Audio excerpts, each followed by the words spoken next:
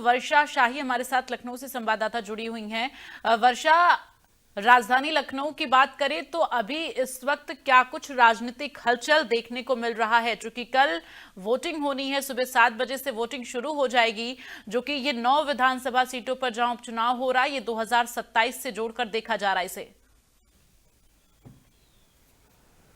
देखिए, बिल्कुल जिस तरीके से आने वाले उपचुनाव को लेकर एक बेहतर रणनीति रखी गई और अब मतदान होने जा रहा है। ये कहा जा रहा है कि यही रात अंतिम, यही रात भारी, क्योंकि आज जिस तरीके से लोगों ने काम किया, जिस तरीके से सारी चीज़ें रही लोगों की, जिस तरीके से लोगों ने मेहनत की, उसका फल आज मिलेगा। उसका परिणाम फिर बाद में आएगा कि आखिर किस तरीके से इन लोगों ने काम किया था, क्या चीज़ें रखी गई थी। देखिए, उपचुनाव की बात की जाए तो एक बेहतर रणनीति बीजेपी ने भी रखी।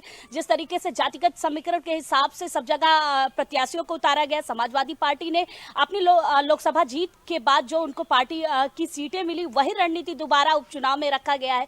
पीडीए के नारे पर समाजवादी पार्टी आगे बढ़ रही है। वहीं अगर बीजेपी की बात की जाए तो बीजेपी भी अपने अलग अलग मुद्दों के जरिए आगे बढ़ रही है। लेकिन जिस तरीके से उपचुनाव की एक बेहतर रणनीति रखी जाती है, जिस तरीके से उपचुनाव को लड़ा जाता है, ये साफ हो चुका है कि इस बार काफी ज्यादा कांटे की टक्कर है। और ये टक्कर केवल बीजेपी और समाजवादी पार्टी के बीच देखी जा रही है, क्योंकि जिस तरीके से अगर बसपा की बात की जाए तो बसपा ने अपने प्रत्याशी तो उतारे, लेकिन कहीं भी मायावती या नेशनल कोऑर्डिनेटर आकाश आनंद देखते हुए नजर नहीं है। बल्कि अन्य विधानसभा जगह पर, चाहे अलग अलग राज्य हो, वहां पर नेशनल कोऑर्डिनेटर आकाश आनंद दिखते हुए नजर आए। लेकिन उत्तर प्रदेश में जिस तरीके से बसपा का एक गढ़ माना जाता था, बसपा का एक राज्य होता था, लेकिन उस तरीके से इस बार उपचुनाव में कहीं भी बसपा के बड़े राजनेता देखने को नहीं मिले। बल्कि अगर बीजेपी की बात की जाए तो मुख्यमंत्री योगी आदित्यनाथ ने पूरी कमान अपने हाथों में रखी थी। 9 सीटों पर वो खुद गए, वहां पर जनसभाएं की।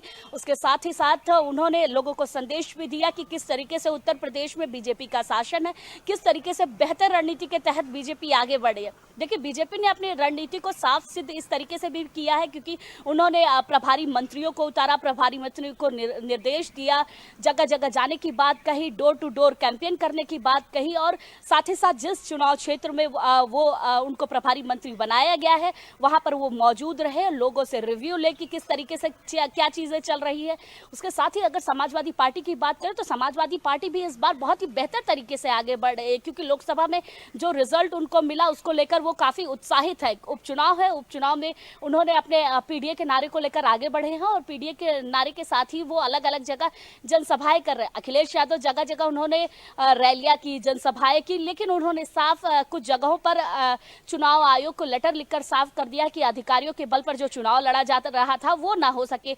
अधिकारियों के जरिए कहीं ना कहीं जो चीजें पहले चलती थी, अधिकारियों की पैठ होती थी, उन सब चीजों को रोका जा सके। तो अधिकारियों से लेकर चुनाव आयोग तक समाजवादी पार्टी हर जगह मौजूद देखी जा रही है। और ये साफ हो गया कि इस बार का उपचुनाव कांटे का टक्कर है और इस बार के उपचुनाव में बिल्कुल इस बार जनसभाएं और रैलियों से ज्यादा तो पोस्टर वार देखने को मिला है।